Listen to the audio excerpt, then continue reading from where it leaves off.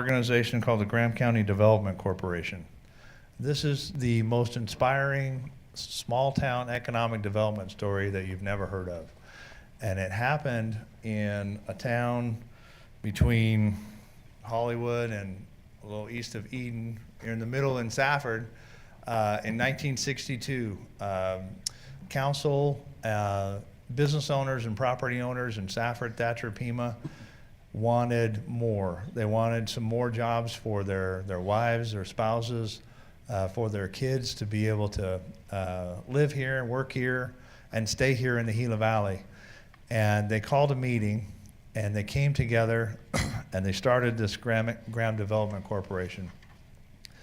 And they had an idea. They thought they'd build a building and bring a manufacturer here and put people to work. They did a build it and they will come project. And from everyone, they just needed $1,000, $2,000, or $3,000 in 1962 dollars, which was like $10,000, $20,000, and $30,000. And 68 people raised their hands and said, we'll get one, we'll get two, we'll get three. And they raised over $100,000 and at that meeting. And they issued these stock certificates, and that began the building at DRG, which is still there today, in partnership with the city, bought the property, and they built a building. They found a tenant. Several tenants later, of course, now it employs around 100 people at higher than average wages, and they make a product and they ship it to the rest of the world. And what's really neat about it, in 1992, the money was then due. And even at that time, those people that pitched in $1,000, $2,000, $3,000, when they did it, they chose organizations to donate it to, if and when they ever got their money back. No interest.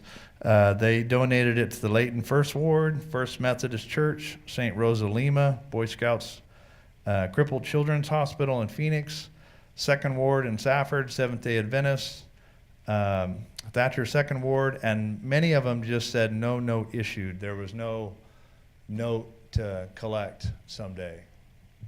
Said if it works, it works, they felt. And so there's a saying that says, a society grows great when old men plant trees under whose shade they may never sit. And I thought that was perfect for that group of individuals at that time wanting to do something in economic development for the Gila Valley. And it worked. Didn't work really successfully in the beginning. It took some time. And that's kind of like economic development. People feel like economic development, well, most of the time, people want to know, where's my Panda Express, right? Or whatever restaurant it is or that we want, right? But those come when there are the rooftops, and there are the rooftops because there are the jobs. And this little organization, Graham Economic Partnership, is intended to do that. In economic development, it's a little bit everyone's job, but it's no one's responsibility.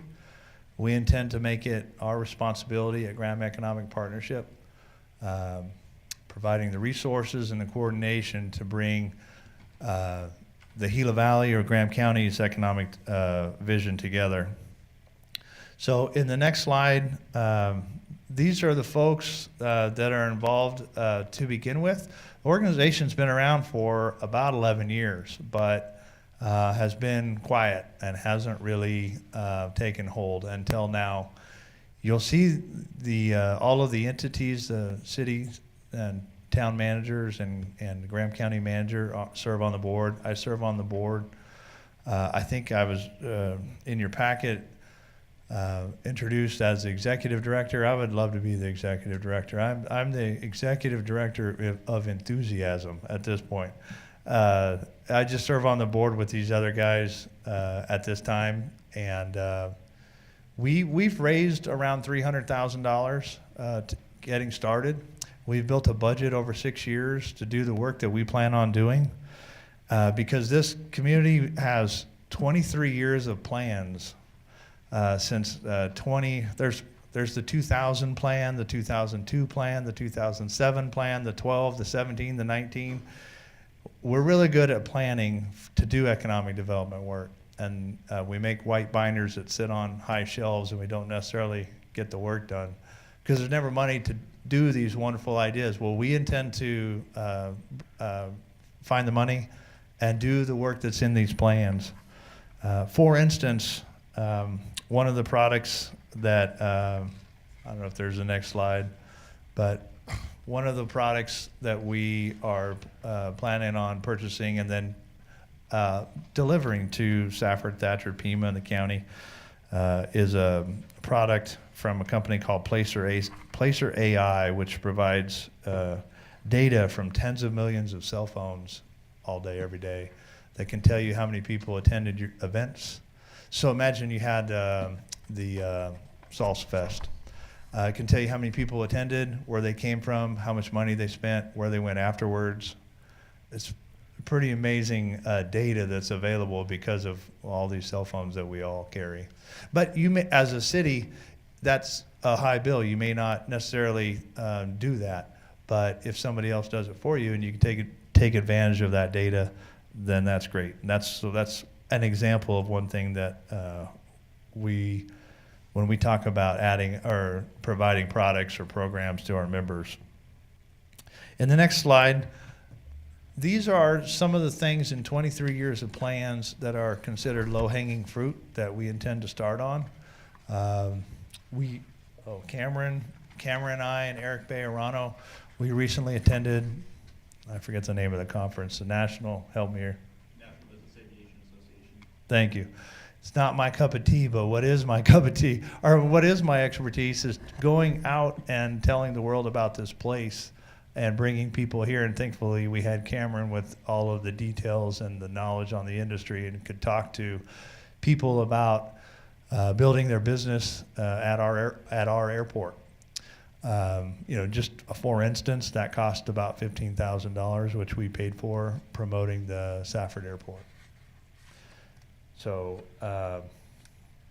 anyways, these are the kinds of things that we intend to do. I can certainly answer questions, and I hope that we plant some trees that we can all sit under the shade of someday. But I'd be happy to answer any questions, more specific questions about the organization or what we intend to do. We are intending to have a series of either monthly or bi-monthly breakfasts with the topic of economic development, and of course you will all be invited to those. Danny? Yeah. One thing, with this list of people that's on this, driving committee, something's gonna get done. I can't see the ball being dropped again. I really like it, and Richard, you've been around a long time. You can see just from that list how it's the city managers and county managers. Sometimes the faces change over time, but they can always work together and get things done. So I like the way that it's organized that way. So far, that's the makeup of the board. And I think too, what's real nice about this is that it encompasses the whole county, not just Safford or, I think that's very important, because if the county grows, we all benefit. Yes. Anything that comes in, we all benefit from it. Danny, are you guys gonna start up your own 501c3 for this too, or? We have, yeah. We were organized as a C6, but we couldn't get donations from Freeport. They'll give to a C3, but not a C6. So we are changing it to a C3. Yep, for sure. Anybody else have any comments or questions? When you say add capacity, what do you mean by that? Add money? Yeah, money and someone. Right now, it's me to actually do economic development work. Our model that we are copying is Pinal Partnership. I like the name so much we kept one of the words. But over in Pinal County, they in Pinal County, there are entities that work in economic development, like Coolidge, Casa Grande has economic development director. Florence has economic development people. But Pinal Partnership brings all of those groups together. Maricopa, the city of Maricopa, which is growing quickly, brings them together to talk about how they can work together. We're a little different in that we don't have, like as I said earlier, we have folks like Jamie Embick in Planning and Zoning at City of Safford, the managers of the entities work in economic development. The Chamber of Commerce works in economic development. The SBDC works in economic development to a degree, but there's not just an organization that's their purpose. We don't have a organization like that here in the Gila Valley. So we intend to be that and to bring the entities together on projects. How's this gonna be governed? By that board, and then we have a set of bylaws that dictates how we operate, and I could send that to you. Yeah, that's because you got the whole community working together, and I hope that would happen. But who has the say and who's involved and from where and how many and all that? You're still in the development of all that? Well, who has to say on the work that gets done? The board would decide that, and those representatives are like as in that picture. At this point, that's the makeup of the board. So, and how would we end up deciding contributions to this? We have an idea. There was the last time there was an organization like this here in the Gila Valley was 1991, and it just lasted 3 years. And there was one organization or one entity that didn't want to fund it anymore, and that was kind of the death of it. They did some good work. There's some businesses here in the Gila Valley and some buildings in the Gila Valley that are here because of the work they did. But I felt like we've designed this budget and the organization to just keep going. Say there was one of the entities that didn't want to be a part of it. That doesn't mean that we stop doing the work. We just then spend the time needed to bring that entity back into the fold and hopefully show them the value over time of the work that we're doing. 'Cause we do have some development within our stuff already that we're working on. Yeah. And so I wouldn't want this to overrule that in a way. You know? No, we don't have any authority to do anything but help. We don't have any, there's no, so every entity keeps on keeping on, doing the work in their community, for your council, and other councils. Everyone's doing what they want to do. This organization just hopes to add more ability to get more done, to bring jobs to the Gila Valley that allows our kids and grandkids to stay here should they choose. So we may even involve the schools. Well, when I talk about kids, like I'm thinking about my boys and your grandkids. I just mean that if there's jobs here and they're in professions that they want to be in and allows them to stay home, what a beautiful thing that would be, because otherwise our greatest commodity that we ship out of here is young people.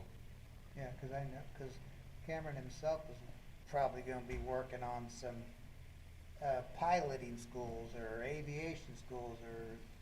Yeah, mechanics and all that things. yeah. I don't want to speak for him, but I think I understand your question a little bit better. Our purpose is to fill the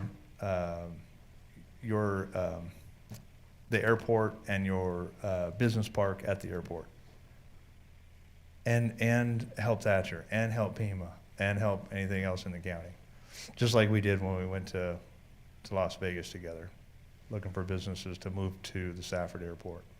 well, the whole county, will that involve the res some too? If they want to be, so it's a membership organization. We expect there'll be several, maybe a dozen plus other members outside of the entities that will want to join. We've had several say, hey, okay, so how do we join? And so we'll have to come up with like that board pictured. We'll come up with a membership menu on what that means. Okay, I'm gonna be interested on who you're gonna allow on the board or have a voice in this too, you know. I see these faces and I recognize them. I'll see if anybody else gets on there. We do intend for it to be represented by Safford, Thatcher, Pima, the county. And like I said, I just have enthusiasm. and willing to serve and have the time to make this happen. I've been hoping for this for 30 years. Well, hopefully we can draw all this stuff here. Yeah. Thank you, sir. Anybody else? I'm just excited to see where it goes. I'm looking forward to it. I have the enthusiasm as well for it, so. Me too. Yeah. That's the thing about economic development. It takes a moment. It takes a minute to get things started. I've told a few people, man, I'd like to be the second guy, because the first guy will not do anything, and the second guy will reap the benefits, you know, of seeds that were planted, you know, Right, there's a over there's a time. stamina for this that we sometimes lack, I think, Mhm. Yeah. over the long term. Right. So this But is- hopefully we can see fruit Right, early on. Okay. Thank you, Danny. Yep. Thank you. Thank you all. Okay. Okay, then we'll move on to item number 8. If everybody have a chance to review the minutes of January 8th? Vice Mayor, I make the motion, we approve the minutes from January 8th, 2024. second. Okay, we have a motion and a second to approve the minutes of January 8th, 2024. All in favor? Aye. Opposed? Carries. Okay, then we'll close the regular meeting and reconvene into a council work session. You're already there, good.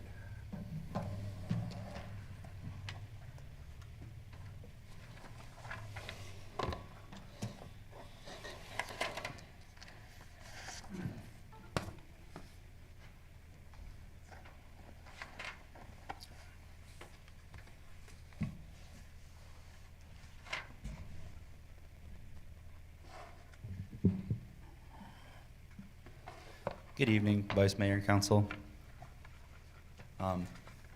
This is the first of many budget meetings that we're going to be having for this upcoming FY25 budget. This one will be going over the draft capital improvement plan. You guys have a binder in front of you that we'll be referencing throughout this presentation. In that binder, you'll also find a budget calendar and a CIP schedule. Kind of lays out the upcoming budget season, and then also it has past dates on what we've already done with the budget.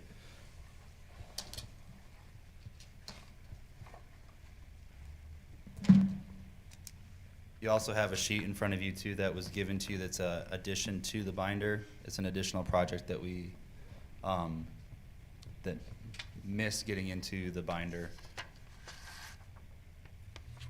So with that, I will start with the presentation, and anytime you guys have questions, feel free to stop me, and I will answer them to the best of my ability. If I can't answer them, I'll call up a department head who can answer the question about the specific project. And just remember, just want to remind everybody, it is a work session, so you don't have to go through the chair. It's more informal, so the department heads might maybe chiming in, and depending on, as we go through the presentation, if there are specific questions or issues with projects, council can, ask on those again. So I just kind of want to remind everybody, because in this format, we tend to fall into council meeting format, and I want it to be more open and talkative, and you guys ask questions when you need to. Thank you. So I'll begin with kind of a high-level approach, and then I'll drill down more into the details of the specific program areas and projects from there. This presentation that you are seeing, and that's also that you're seeing, is different from the one that was posted just by a little bit. There were some projects that were brought to my attention that will be completed before the start of the 25 fiscal year. So if you're looking at the presentation that was that was handed out over the weekend, the numbers will differ just slightly. So these ones are up to date as of today. On this slide, you can see this. Just keep me on track, where you at? Yes, sir. So on this slide, we'll see that this is the 25 through 29 proposed CIP budget. The total for the 5-year is 85 million and change. On the right there, the pie chart, that shows the percentage breakdown for that 5-year CIP proposal, with landfill and sanitation at around 0%, general government projects 1%, parks 13, airport 11, golf course 4, and that really makes up your general fund projects there, so that's why they're colored differently. Streets is 12%, and then you have your enterprise funds or utilities, water at 29%, wastewater 5%, gas 3%, and electric 22%. In the first year, so the 24-25 budget proposal, we have $43 million in projects. Out of those 43 million, 37% of them are grant funded, prior ARPA or prior CARES funded projects. That mainly means unless we don't get the grants, they're not going forward possibly? Possibly on some of them. On others, the grant funds have already been secured, or we've already been awarded the grants. So we just have to spend those monies now. Some of them are carryover projects, and we'll talk about some of those in this slide actually. In this slide, you see that the proposed funding source by year is broken out. In 25, you can see kind of, it's hard to see on the bottom there with the trim, but general fund is the bottom part of that stacked chart. Then you have grant funded projects. You have a loan funded project in the East Valley Sanchez Road project, water project. You have HERF funded, and then you have enterprise funded projects. Following throughout the years, you can kind of see the trend of where the funding sources break out in those specific years. We also have, I've highlighted the projects that are over $2 million in the 5-year CIP, the largest being that of the East Valley Sanchez water project, which I had mentioned is funded by a low interest rate loan from the USDA. There's also additional grant monies that will support it from the East Lebanon project.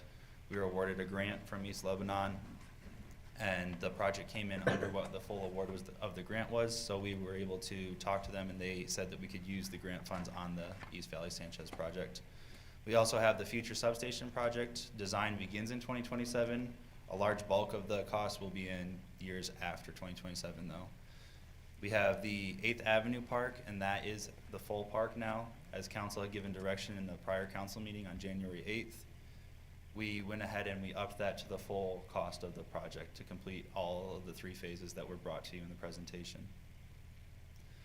The airport terminal project, that one is a grant funded project where if we don't receive the grant money on that one, it won't probably take place, but it's in there just so that we have the project to secure grant funding.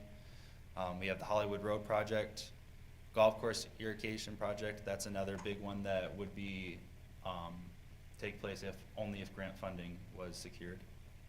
You have the Rowley and Booster upgrade. The East Lebanon, that's the one that was talked about with the grant funding, that the additional grant money will help support the East Valley Sanchez water project, and then the airport water project where we did secure grant funding. Okay, just want to make sure of these numbers again. Like Hollywood Road, it's a street project. First time we thought about it was in the year 17. And then what's the 02 go for? I'm sorry, say that again? The The 02? 17's the year. The 06? The 1706 on Street Hollywood Road. So I adopted this numbering scheme, and from my understanding, 17 is the year, yes. 6 is the streets project that was proposed in that year.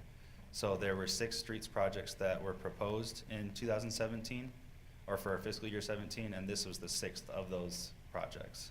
And now we're gonna try to mix some of these up with, I think Mr. Bowman had showed us one of the ways was assigning it certain numbers and how it went and how it fell in place on how it won its numbers, or the priority is what it ended up being. The priority numbering is different from the numbering that you see there. The numbering scheme that is with those projects is, it's really a budget and a clerical number. The numbering scheme where it's priorities broken down by different variables that we have come up with to grade them basically on priority for how the projects are. These are just identifying. Yeah, these are just identifier Right. numbers. Yeah, These yeah. numbers don't have to do with priorities at all. I know they identified, I just wanna be able to learn how to find it again. Yes, yeah, Okay. I agree.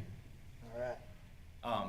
So the ST is streets, yes, 17 is the year that it was proposed, and then 6 was the number of projects that were proposed by streets in that year. And that ST 1706 for like, say, Hollywood Road, that number will appear on the individual project sheet.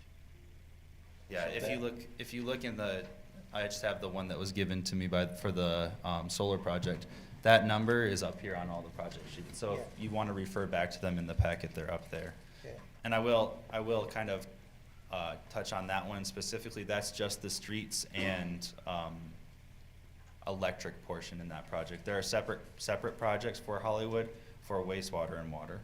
Okay, cause all of you talk with different jargon. I wanna make sure I understand what you're talking about. I understand, yeah. And if I can't, then I can call them? Yes. Okay, So just to be clear, these are project codes. They're not prioritized assessment okay. numbers. But Hollywood Road's hung on a long time. Yes, well, we're hoping to put an end to that. Okay, To that point, the two up there, East Valley Sanchez and Hollywood Road, are the oldest proposed projects on that list. And to your point, Councilman Lopez, one of the things that we changed on these project sheets, you'll look now and in the upper right-hand corner, there's an initiation date.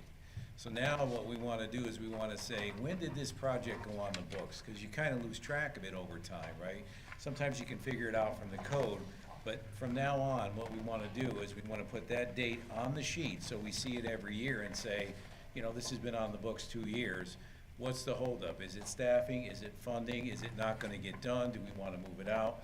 So again, this idea of, you know, this being on the books that long. So every project on the project sheet now will have an original, an ongoing, a starting date for each project. So we'll see it every time.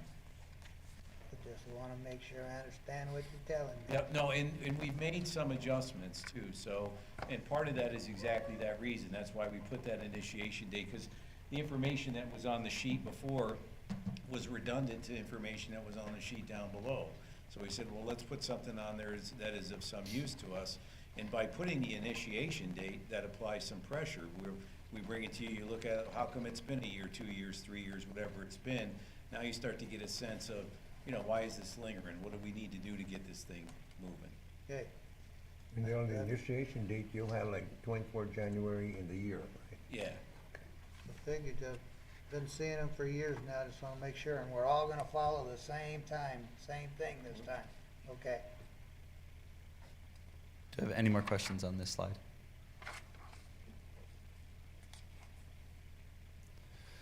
So after those kind of top level slides, we're gonna get down now into the program or fund categories, and these will have the specific projects as they lay out over the next 5 years in the CIP. So at this point, if you have specific questions about the projects, you can find them.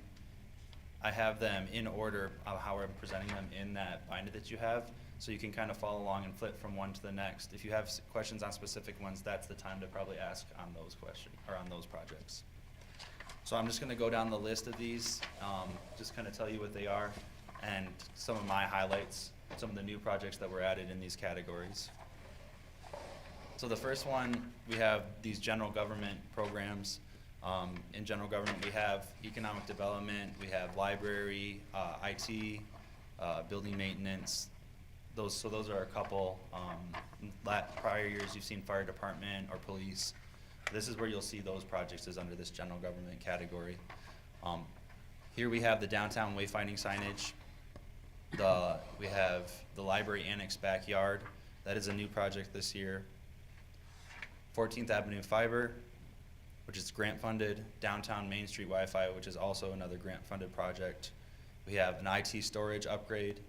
a repeater and base station upgrade, and then Mayock building renovations, this was phase 3.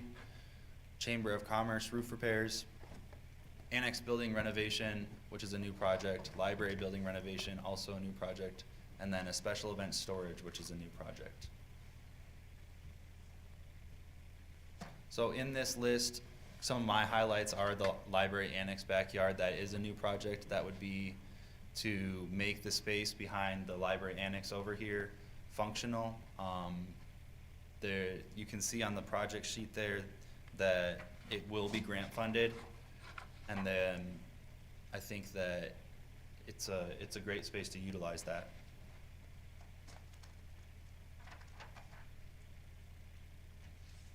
Does anybody have any questions on those projects?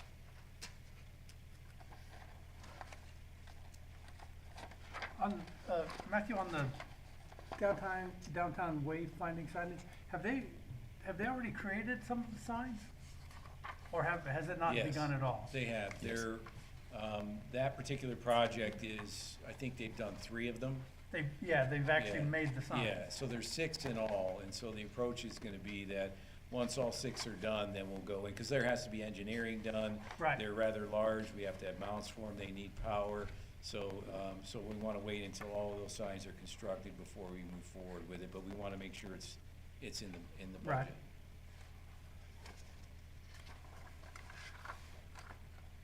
And the library building renovation is different than the backyard? That is correct. That is a different project than the backyard. The library building renovation,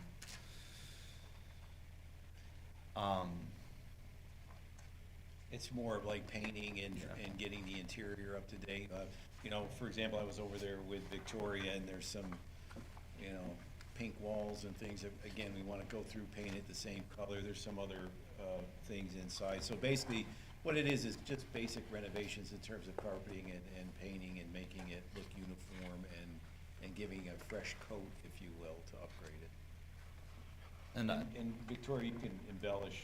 And again, I wanna make sure we keep this open, because it is a work session, and so I don't wanna get bogged down in formalities. So if there's any specifics that you want from Victoria on that, or on any of these projects, just ask, and we can have the department heads go into more detail on any of the projects. We're gonna talk about it a lot, so. Okay. And again, this is the draft first bite of the apple, if you may. We'll have more opportunities to look at these and go over them again. On your calendar, I have scheduled another work session to go over kind of a final draft, and then there will be a council session, or a council meeting this, again, where we'll actually adopt when you'll vote on the CIP. Combination of projects in the making, some that are gonna get shelved, some in the making, and a wish list. Right, and if Okay. there's some other projects that council might see that seem fit to be in the CIP, this would be an opportunity for you to bring those up and say, hey, this would be a great project for us to pursue. So if there's no other questions, I'm gonna move on to the next, category, which is parks.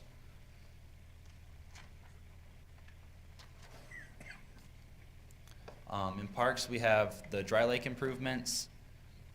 We have improvements at the reclaim pond, shared use path lighting, your El Paso Park improvements, 8th and Avenue and Discovery Park City Park, chip seal cemetery roads, cemetery expansion, a new project in city entrance monuments, and then another new project in the baseball and softball field. The ones that I want to highlight on this page are the 8th Avenue and Discovery Park City Park. That is the full amount for all of the phases of the project.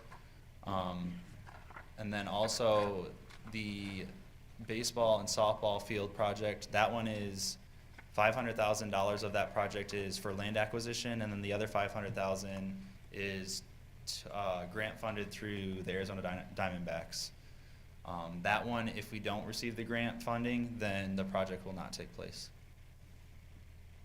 And is that the one that potentially would be right near the 8th Avenue?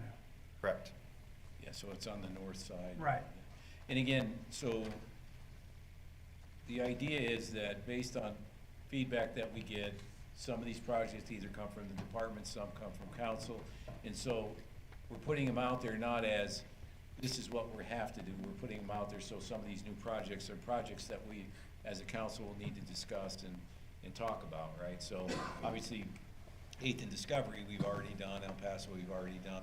But as you can see, some of these projects are new, and so, again, this would be something that council could discuss and say, hey, you know, that project's relatively large. Now, we had talked at one point about getting an appraisal for that land. Once you get that appraisal, which has been received, which is where the $500,000 came from for the acquisition of the land, and then we could apply for Diamondbacks to get a grant to have ball diamonds put in. So again, that's us taking information that we've gathered throughout the year, bringing it together for a project, and then council would have to look at that and say, hey, yeah, this is something we want to do or not. So again, it's I know what you mean by wish list, but it's us bringing forward what we think are the priorities, and then eventually the council will vet them. I like to see a city entrance monument, that's needed. The monument, you know, when you come into town. Well, we did put money, we did put money in for monuments, and in fact, the 30,000 is for doing a monument on the east side of town, so where we took the large white sign down, there's a larger area there, so we wanna do something that's a little bit more ornate, make almost like a little vest pocket type thing with the monument sign. The one on the west side would be obviously just basically a monument sign at that point, and then eventually there'll be one on the south end, so I believe the 20 covers two. Right, the one to the south, and then the one that would go in on the west side, which hopefully we can find a better spot for. We're working on that. So the reason the first one is more is because there's gonna be a bit of a grass area. We have the land now, so we'll make it a little bit more ornate, if you will. And these are just allocations of the money, but we decided we were gonna do 8th Avenue's park all the way, and so we have an idea of that time frame. But how about El Paso Park's time frame? Things have gotten, we're busy out there, things got going, but when will we have meetings where we'll know the time frames also? I'll just speak to that. We've already started that. Like you've noticed, we've already got sewer and water and gas stub outs in there and a reclaim line. That was our big holdup, working with Rock El Paso, dirt. getting that out through underneath the El Paso gas main. We've got most of the grading work done, roughed in. We've got the shade structure already delivered to us. We need to get the footings and stuff for that. It's all gonna be done in-house, and once we get the infrastructure for the major stuff in the park done, we're gonna bid out a smaller project to do the half section of the road and the parking lot. We're probably even gonna build the restroom facility in-house after the guys did some brickwork for these trash enclosures in the cemetery. They feel confident we can do that brickwork on that restroom, similar to what Glen Meadows has.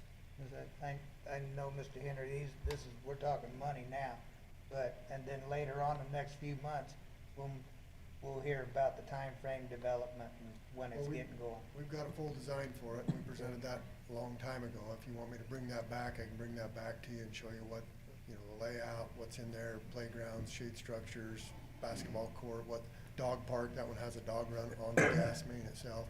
If that's what you're talking is where we're going, but Yeah, that one's. I saw dust flying there, and I haven't seen dust flying there in a while, so I thought, oh, no.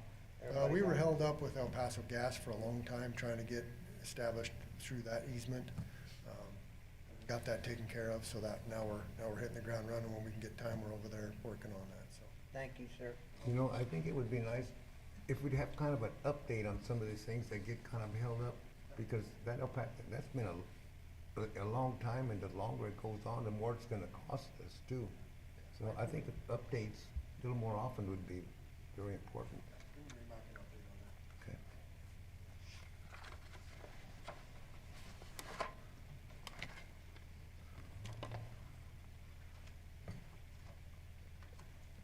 Any more questions on parks? If not, then we'll continue to the airport. The airport, a large amount of these projects are grant funded. We have reconstruct taxiway C, reconstruct taxiway D, T-hanger apron reconstruction, taxiway A lighting improvements, the airport T-hangers, airport terminal construction, access road and hangar infrastructure, that's a new project. The business park infrastructure, also new. Terminal upgrades, apron fog seal, construct entrance signs, and apron expansion are all new projects this year. Some of the highlights on this one, I want to look at airport terminal construction. That project is a grant-funded project. That would be to construct a completely new terminal out at the airport. And then also you'll see there's the terminal upgrades. That will be to upgrade the current terminal to make it a functional space outside of the new terminal as well.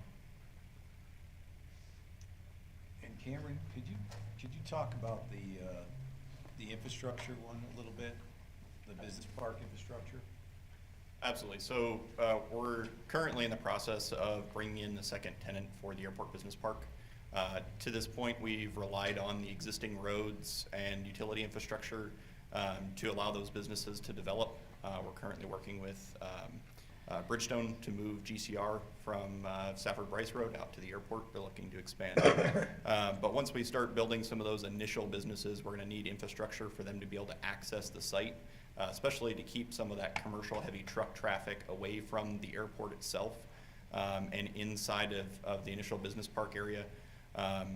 Over by, if you're familiar with where the helipads are, where we have the medical helicopter, that's the area we're developing currently as the business park.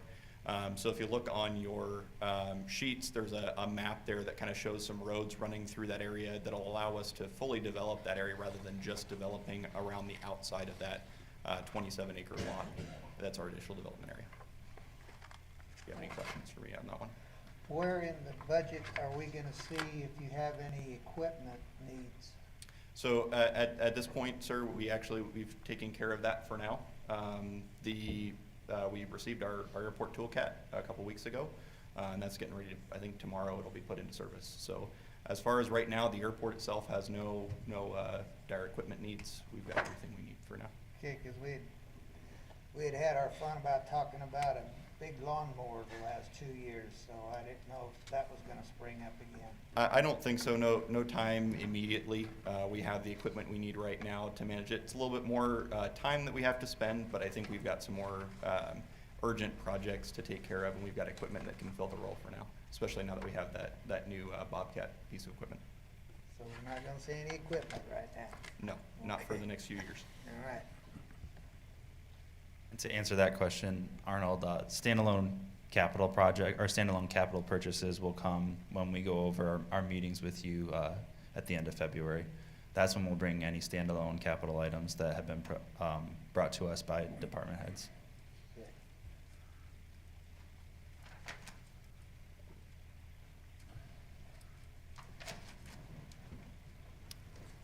Does it have any more questions on the airport? No, I'm looking forward to eventually bringing people out there for classes of different occupations. There are a lot of projects out there for infrastructure and business park needs outside of the actual main airport. So it seems like it's going to be very exciting out there coming up at the Right. airport.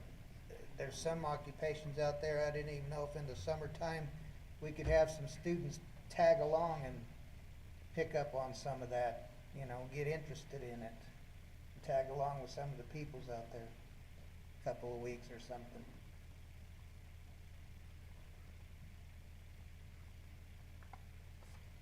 Next up, I have the golf course. The golf course, we have the golf course irrigation system, clubhouse roof maintenance, the kitchen remodel, and the golf course water line replacement. So the highlights on this one are the irrigation system. That one will be grant funded. The carryover is for design on that project.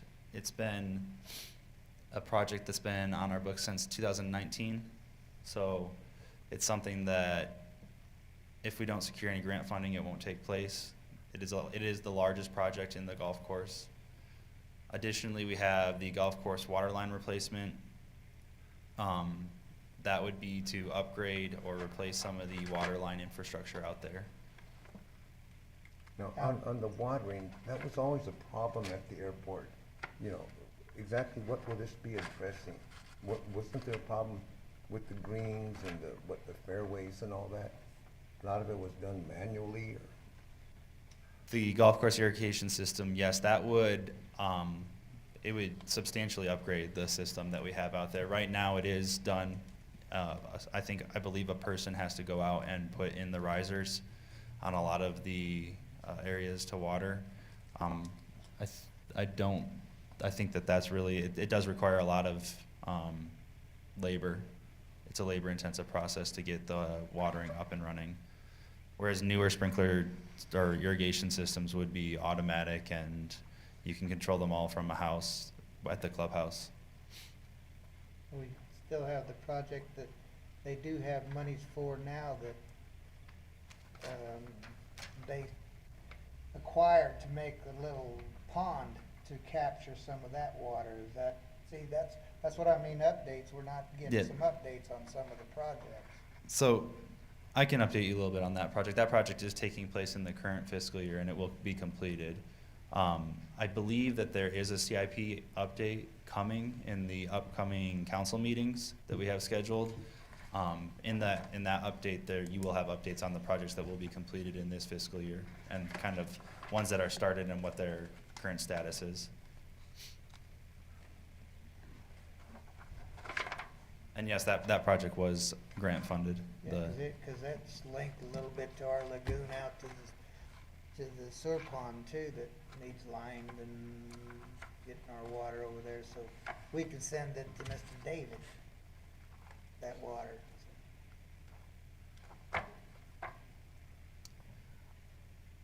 All right, I'm gonna continue on to streets and HERF.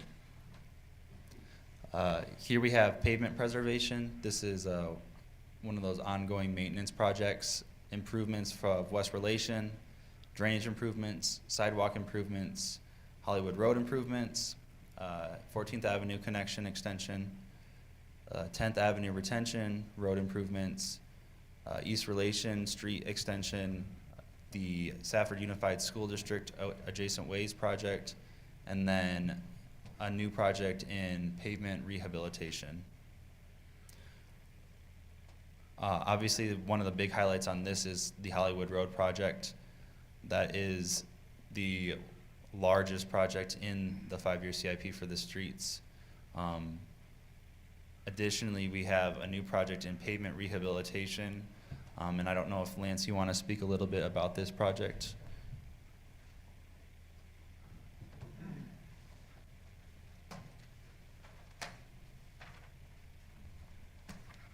Going off of what, we obviously have our pavement preservation program, which we fog seal pretty much every street in the city, every 3 years. We hit it with a little bit of oil.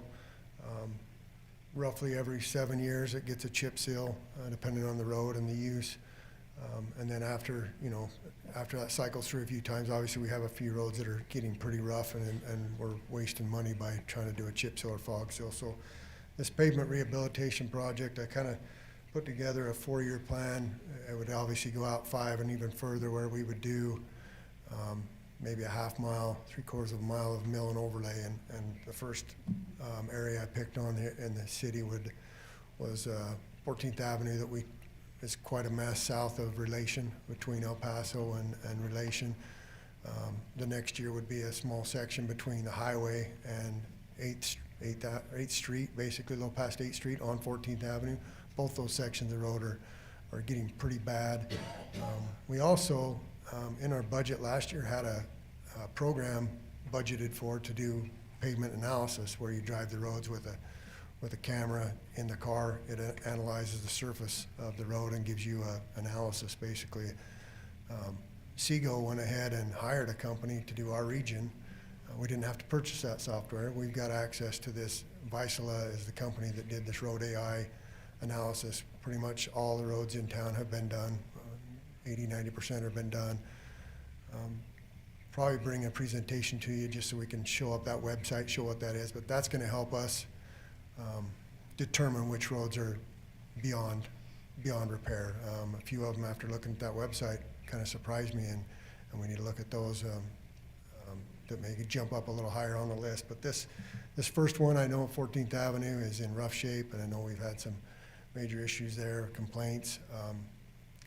I think that one needs to get fixed, and obviously if we're doing El Paso Park, now's the time to do it and get it where we got a nice road to the park. So that's the first one on the list. These are estimates on what a mill and overlay would cost for that section of road. Obviously, you have some valves and manholes to raise as part of that, but we would mill off the top 2 inches of asphalt and repave the surface, so you had a brand new surface. You know, one, that kind of, I think about a lot is on relation, finishing up from what's it, 14th to 20th there? Because that's traveled, what I think of is, you know, the ambulance and all that. They travel that road quite a bit. And now we have the lights, but then here it's nice, one place and it goes down, you know. Yeah, we've got that. We've had that in our CIP for years, and it's kind of been a project driven by development. If we can get that Conquistador Estates area to open up to where we can start developing it, obviously that's gonna have to be a corridor down through there, along with 20th Street over to 20th Avenue. We're gonna have to get that right away and that road established from El Paso Park over to 20th Avenue. That's a nice corridor, and we're working on that as well. That's, like I said, it's development driven. As they develop around that new park at El Paso, that 20th Street will have to continue to the west, and then as we develop south of the canal there, that 14th Avenue is gonna have to go up and above, and hopefully we can get some grant funding to do some of these major projects, because they are gonna be expensive. We need to keep an eye on the state. There could be some changes that are gonna affect our roads money coming up, and that countywide even, and that's not a good feeling. Have to keep an eye on what they pass. Any other questions I can answer on street projects?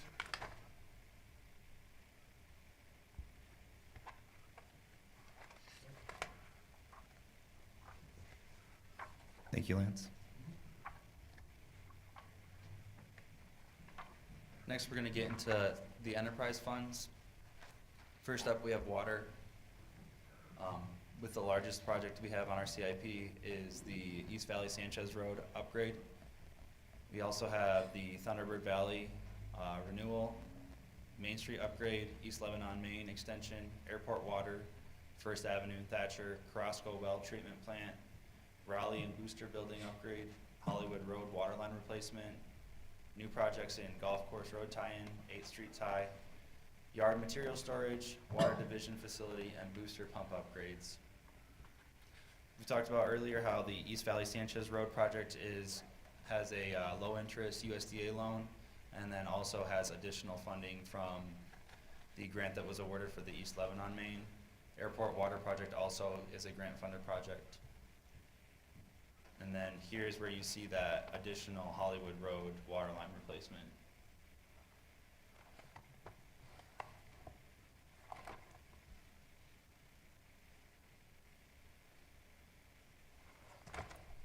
Does anybody have any questions on water? And Carrasco well treatment plant, that's the skid? That is the skid.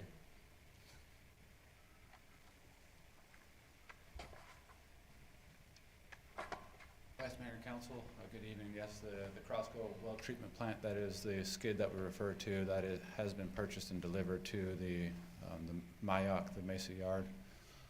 Right now we have the metal building purchased, and we need to get going on the foundation and plumbing to that location.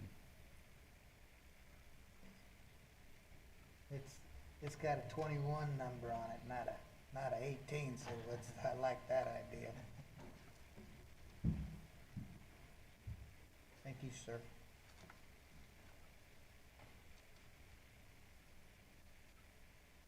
If there are no other water questions, we're going to go on to wastewater and the wastewater treatment plant.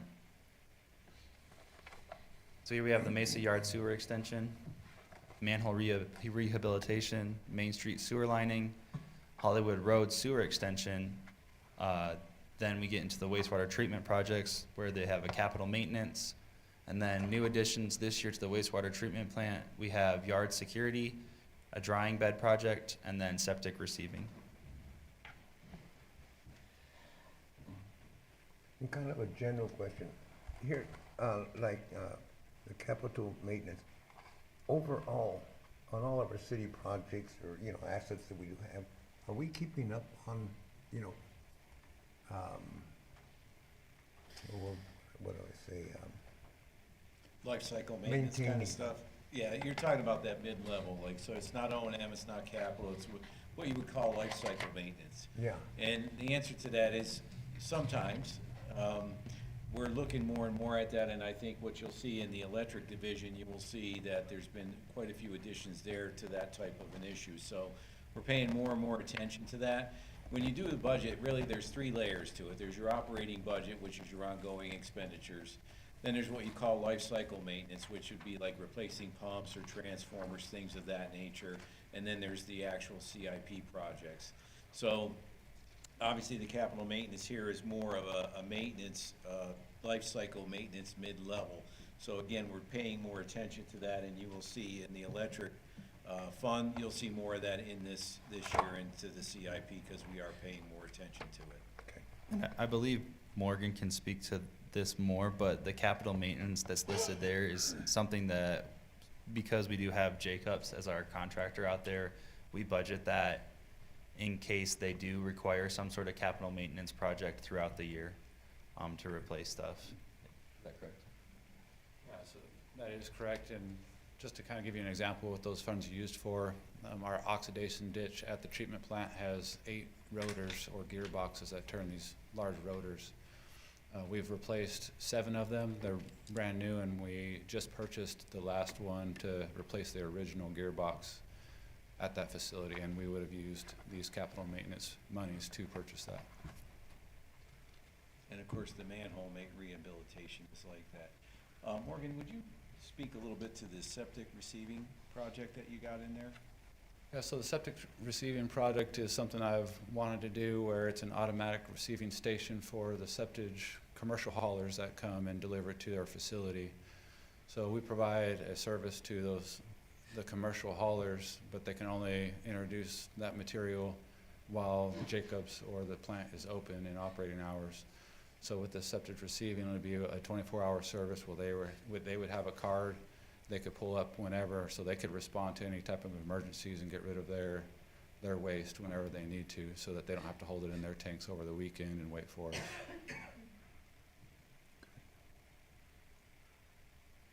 And manhole rehabilitation, is it always gonna be an ongoing, or are we ever gonna catch up? Are they gonna be upgraded well enough to where we don't go back, or what?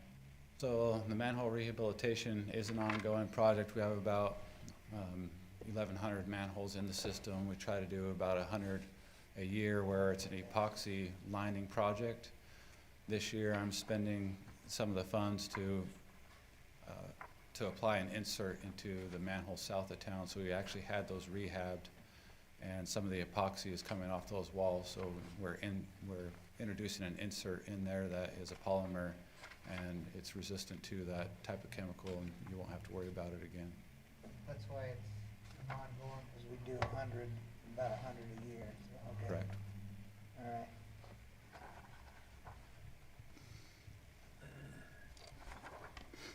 Is the sewer extension at the park in the park budget instead of in here? For the 8th and Discovery, Yeah. that is correct. So in that project, if you look on that project sheet, you'll see a section that has the 1.1 for enterprise funds, and that enterprise funding is the wastewater portion of it.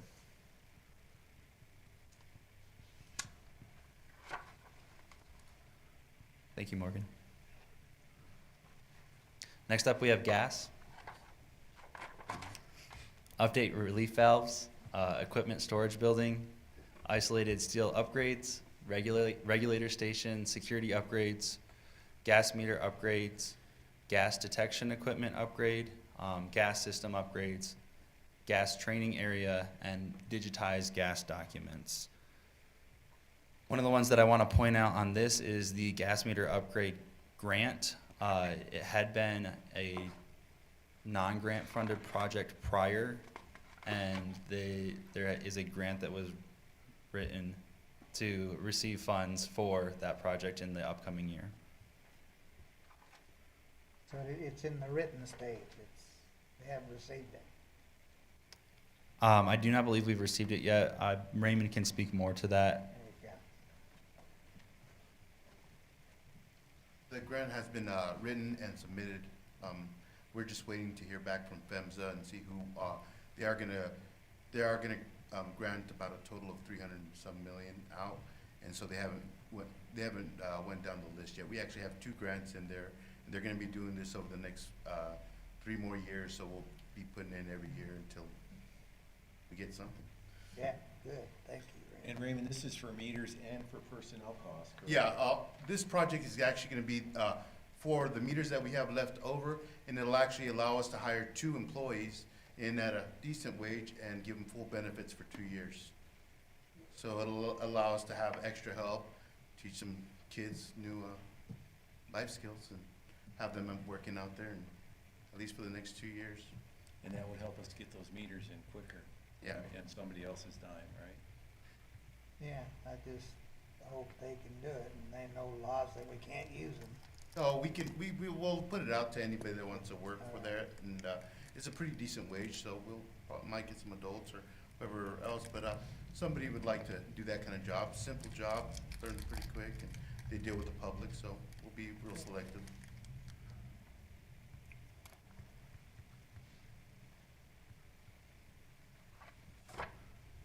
Does anybody else have any questions for Raymond regarding the gas projects? Thank you, Raymond. Next up, we have electric. We have the substation bus and switchgear upgrade, pole replacement program, future substation, engineered pole upgrade, substation bypass bus work, and then we have new projects in copper replacement, transformer changeout, steel gang operated air brake, overhead distribution line relocation, capacitor upgrades, and then the additional sheet that you guys received from the utilities director is the solar farm and battery energy storage system.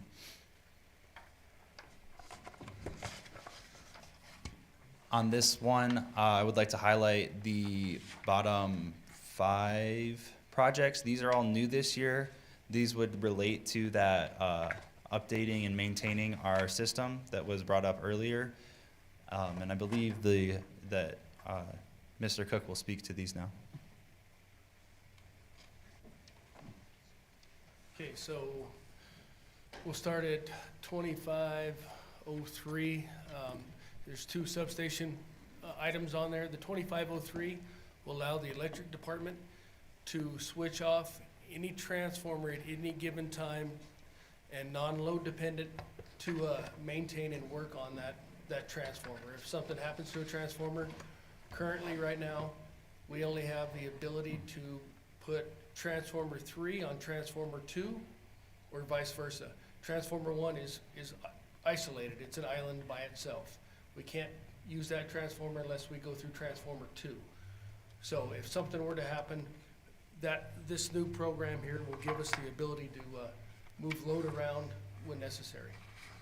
Also with that, I'm hoping that it's gonna give us enough money to get rid of some of the live front equipment that is also there.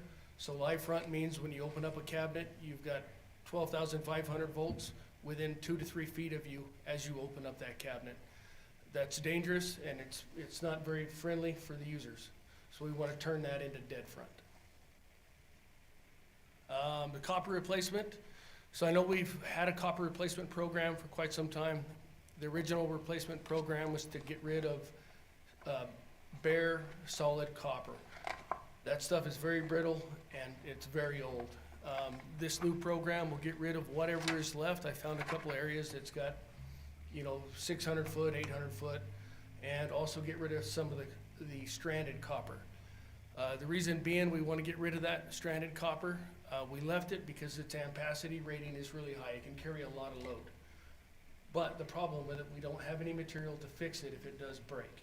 And copper does break with age. And all this copper around here is probably 60s and 70s. So we want to be proactive and get rid of that before it does break and causes a long-term outage. The transformer change out. Most of the transformers in the city are from the sixties and the fifties. Their paint is falling off, some of them are starting to leak. We wanna be proactive. We wanna change out those transformers, get them reworked and sent back to us so we can rehang those up in the air. While we're also doing that, we're going to start an aviation protection program. Most of all our equipment has bare wire coming on the top side. That is a nightmare for our little avian friends. We're gonna start using covered wire and change out all the material above them to help protect the birds. There's still gang-operated switches. Those, they're on a steel arm. Most of them are horizontally mounted and they open horizontally.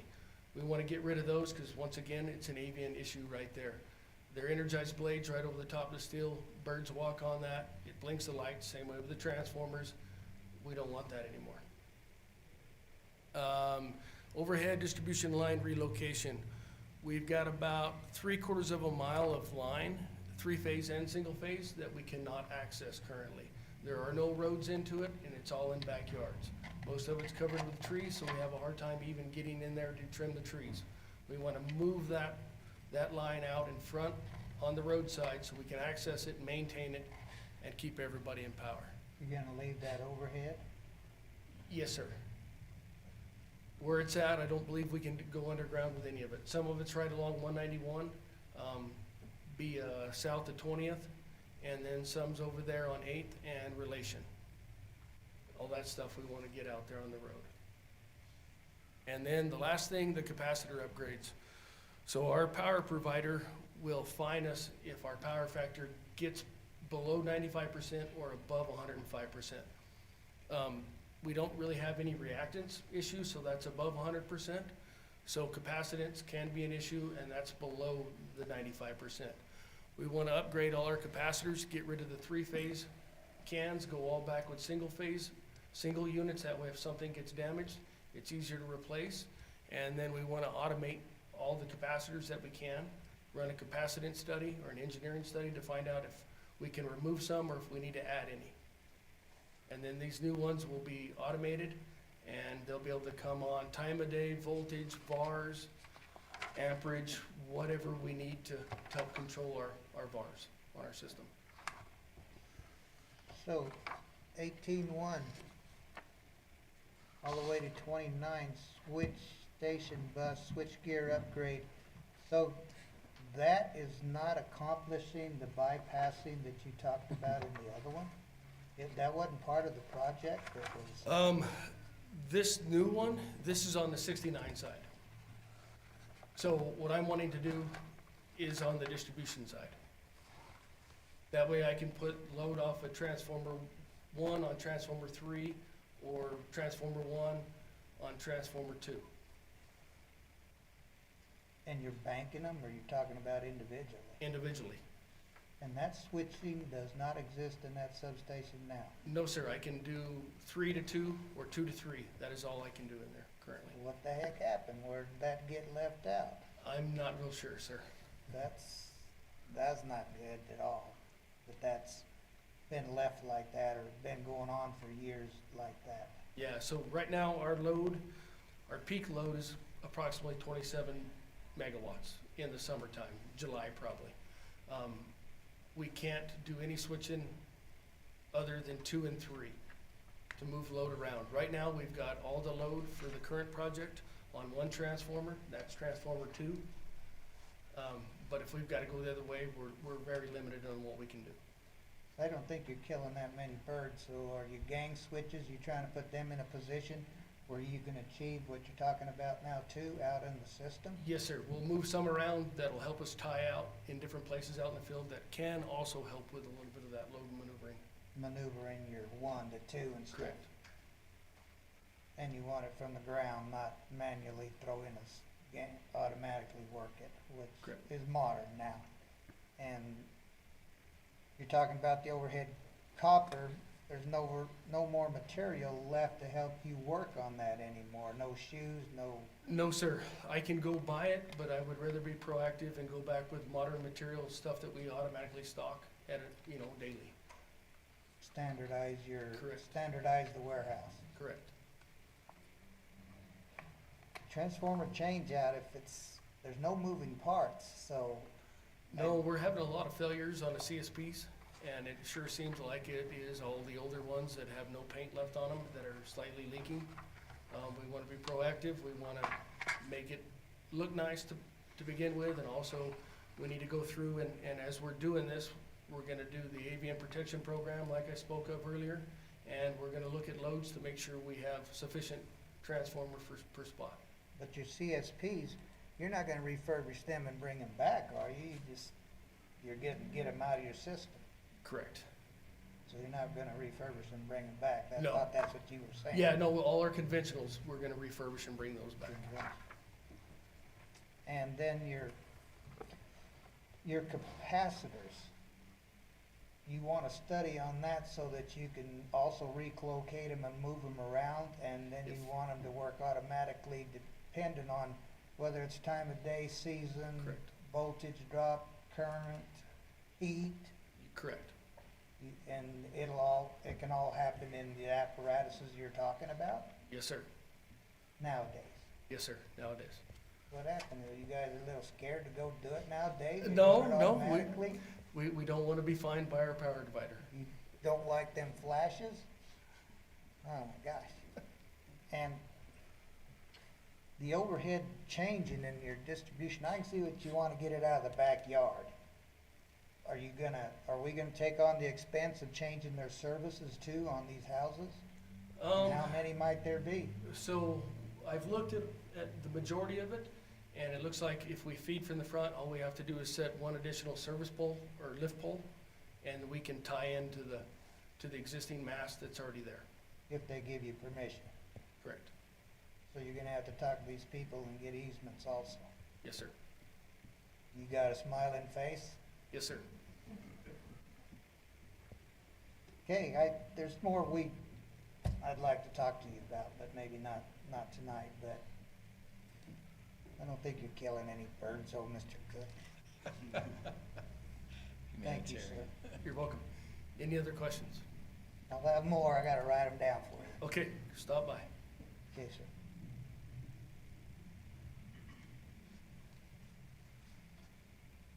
Thank you.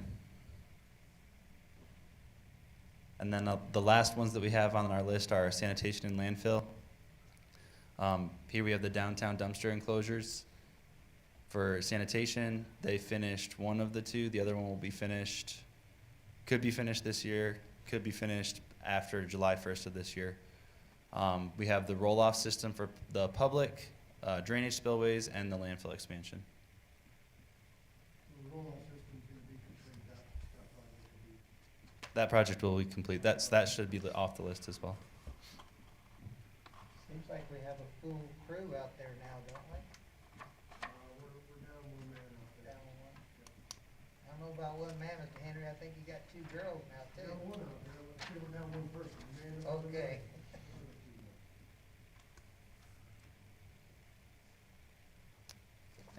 And that is all I have for the projects. In your packet, you'll find, or in your binder, you'll find a little bit of the highlights that I've talked about, as well as some more breakdowns on the programs and the funding sources.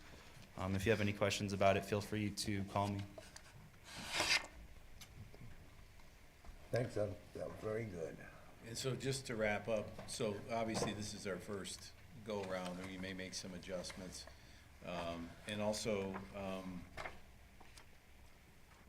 at some point, I did want to talk about the library project and also our long-term vision as it regards the fire station. So the project that was on the sheet was about $320,000, and I think the majority of that would be grant funded. Services that are on offer there would be really excellent for the community, so I definitely applaud the project, but it does raise the issue again of, as we press on that, again, coming into this, my understanding was, and I kind of was part of the very end of acquiring the properties where the annex, the library annex is now, where we did an exchange, so we didn't buy it, we exchanged it based on value. The intent at that time, my understanding was to put a fire station at that location. A lot has transpired since then, I think, and even prior to that. And so the question now is, do we put $320,000 into that building? Or is our intention at some point to in fact put a fire station there? Because I don't know that it makes a whole lot of sense to invest that amount of money. Now, that service and those amenities may be able to go elsewhere, I don't know. Or they may be able to go right there, and we don't have to answer this question tonight. But I do want us to start thinking in longer terms about the fire station that has been discussed, that we took off the CIP last year because we didn't want a wish list, right? We wanted to say, if there's going to be a fire station, which is a large purchase, let's build an analysis that says, here's the fire station, and here's why, and here's the timing, and here's the cost. So again, I would ask that the council, and again, we don't have to get into the details tonight, I just would ask that you start thinking about that project, whether or not it should go forward there or elsewhere, and where we may want to have a fire station go, and at what point. Should it be on that location, should it be elsewhere? So, again, let's not put $300,000+ into that building just to go in 2 or 3 years down the road and start ripping it back out again. So again, I want to put that out because it's a longer-term thought process, and there may be things that we have to begin to do in the shorter term. I know that one of the public works yards is over there, and I know Lance has had some concerns about the impact on that and where we may relocate that. And so the building of the fire station both requires the analysis of the need of the fire station and also some longer-term planning to eventually put it wherever it's going to go. So I would like the council to start thinking about that now and provide some direction. What about a new city hall? That also is something that we would want to look at, and again, Fire station. I don't know, I think we need to kind of look and prioritize and see, what our needs may be, but let's do an empirical analysis of those needs and then see what we come up with. And again, I think in a brainstorming format, where let's put some ideas out on the table, see what we come up with, timing-wise, configuration-wise, location-wise, what is it, the desire of council going forward? So that's a lot to take on, it's a lot to discuss, but I think it's something that we probably want to start talking about sooner rather than later, so that we have timelines that allow us to do the necessary preparatory work to then eventually build the facilities. Well, the library isn't looking for all that property, I didn't think. No, it's in the back behind the existing building, so that, there's a whole area back there that's really, Before you get to the alley.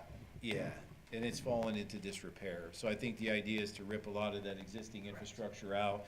I think our library director went out with the engineer, took a look at it, said, hey, if we build this from the ground up, and it's really a great project. I mean, it's a very interactive, it'd be a great level of service for the community. I just want to make sure it's kind of like going and paving a road and then going back 6 months later and cutting a hole in it so I can lay a pipe across it. It's, if we want to put it there, let's put it there as long as we intend to keep it there. If we intend to put a fire station there, then maybe we ought to think about, how does all this come together? Yeah. Now, we did purchase the mayor's family's building also, didn't we? We did, and we've torn that down because that, The building itself was bought from the Couch family, what you're talking about is the tree at the parking lot with that, A1 Auto. yes, yeah, That was the tree. yes. Yeah. And the building we tore down was next door, which is a storage facility that I think is on the same property. The back of that. Yeah. Couch shop. So that became unsafe. We had complaints about the roof flying off, so Lance went out there and took it down. But where the Couches used to do cabinet work, is that not our building too? It is, yes. That's actually the library annex building. It's part of the same property. Oh, same Shop shop. next Yeah. to it. But we're not doing nothing in it. The old, No, but we actually took that building down. The back there. Yeah, the back of it, yeah. I think maybe we need to have a whole nother discussion, another work session on yeah. the hopscotch Yeah. that we need to do. I mean, if we're gonna do something with that property where the public works yard is, then we need to decide where that's going. And we gotta do the first one first and the second one second, instead of starting in the middle though. So I we gotta agree, and figure that's out- why this project, probably not the intention, was a catalyst for a conversation we probably need to have at some point. Again, we may have longer timelines, but I think talking about it will give us the ability to look at options and really make a good decision. Anybody else? I think that was really, thanks. Thanks Thank for you. that. Okay, we'll close the work session and reconvene into a regular council meeting. Item number 12, the financial reports, P cards.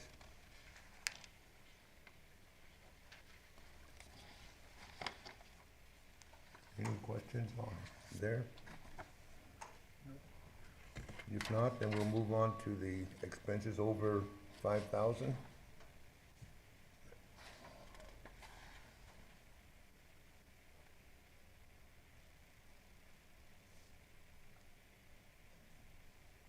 Hearing none, then we'll move on to revenue over 5,000 report.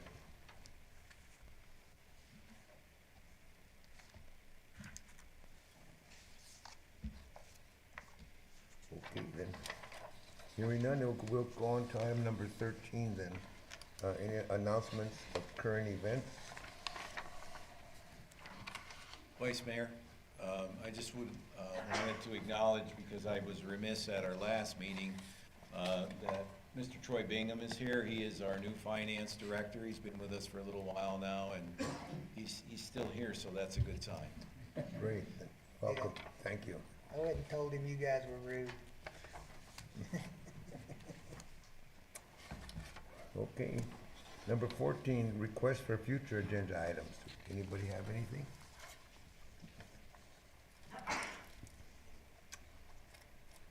Okay, Vice Mayor, make a motion, we enter into executive session. Second. we have a motion and a second to enter to reconvene our regular meeting and enter executive session. All in favor? Aye. Opposed? Okay. Quebrada. Quebrada. Yeah, let's do about, what, a little 10-minute? Bill Sims. Left the conference. Okay, we got time? Yeah, a 10-minute break.